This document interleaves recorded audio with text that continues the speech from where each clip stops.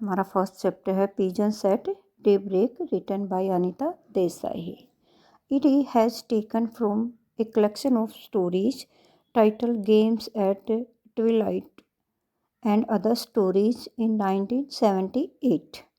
अब ये जो इनकी एक कलेक्शन है स्टोरियों का, उससे लिया गया है। अब मैं इसकी ब्रीफ में बेटा आपको स्टोरी बताती हूँ, Hindi and English in both. It is the story of an old couple, Mr Basu and Mrs Otima Basu living in Delhi. अब ये कहानी एक वृद्ध दंपत्ति की है जो मिस्टर बासु और मिसिज ओतिमा बासु है, जो कि दिल्ली में रहते हैं। Mr Basu is 61 years old but because of his asthma he looks almost decrepit. अब मिस्टर बासु 61 साल के हैं, लेकिन वो अपनी उम्र से ज़्यादा दिखाई दे रहे हैं अस्थमा के कारण।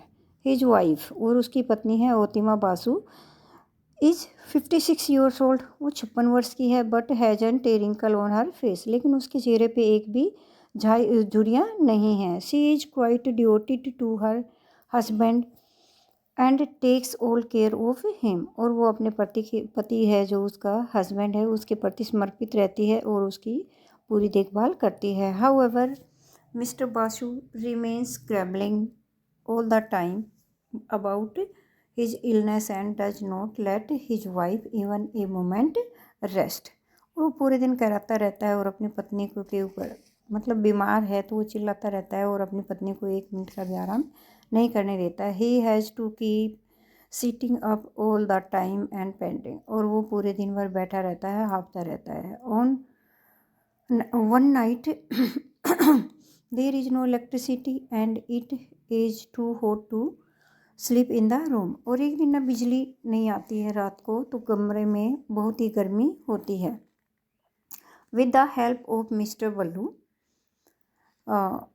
इन the neighbourhood she arrange to take mister Basu and his bed up to the terrace. अब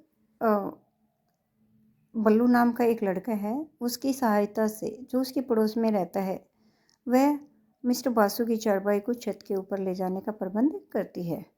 even there in the open Mr Basu has a restless night and poor Otima can not have even a wink of sleep.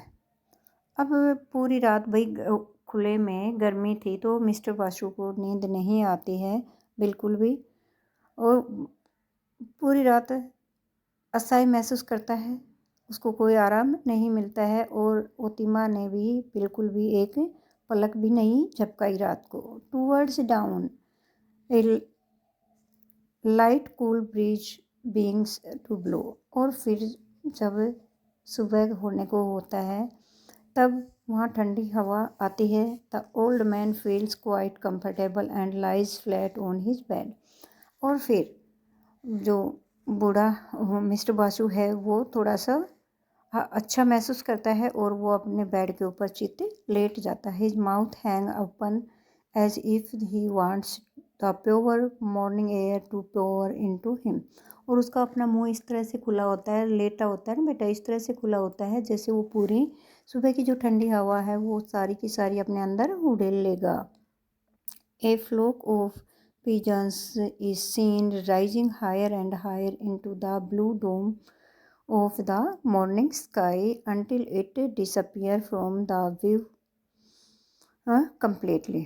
और एक फिर कबूतरों का वहाँ पे झुंड आता है, और वहाँ पे जैसे सुबह और शाम में जैसे कबूतर घूमते हैं ना, तो वो वहाँ से कबूतरों का झुंड निकलता है, और ऊंचे मतलब गुम्बद आकाश के उस छोर तक जाने के लिए, तो वो कबूतर वहाँ उड़ते हैं, दिखाई देते हैं।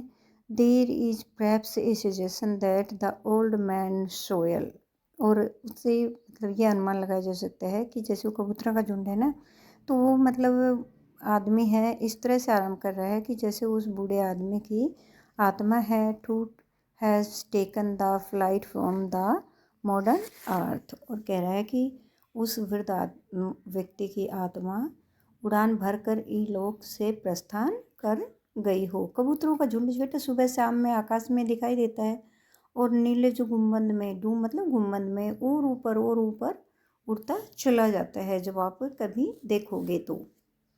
बेटा ये आपका चैप्टर की ब्रीफ समरी थी।